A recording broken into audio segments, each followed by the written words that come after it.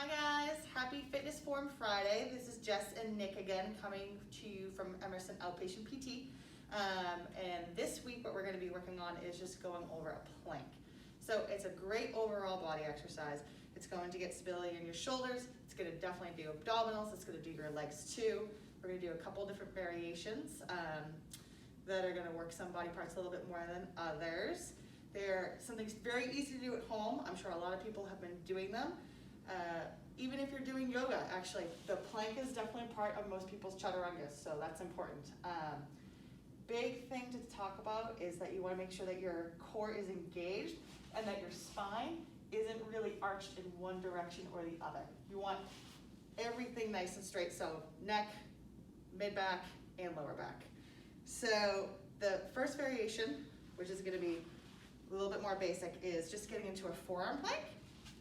So for me, I like to do mine much more number 11 based. Some people really like to hold their hands, but I feel like when I'm doing that, I'm just kind of splaying my shoulders out. So right here, what you want to make sure is that you're not arching down like this, you're not hiking up like this, and you want your neck, your mid-back, and your lower back, one big flat plank. All right, guys, now I'm going to show you a different variation of the plank. So what we're going to do is get into the traditional straight arm plank position, all right? So we can be straight arm plank. This is requires a little more stability in the shoulders than your forearm plank requires. All right, so you can get into a straight arm plank and maintain that. From here, you can make it more challenging with your feet together, doing alternating shoulder taps, okay? That's going to get a little more oblique action going on. Or what you can do is alternating hip abduction. All right, core nice and straight, nice and tight. All right, any variation of these will give you a good challenge.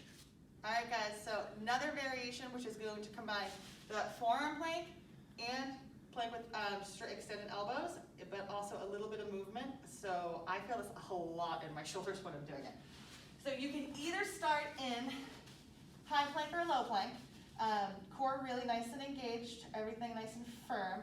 And what you want to do is you're going to come down into a forearm plank, and then you're going to push up into a high plank. And you want to make sure you're alternating your hands.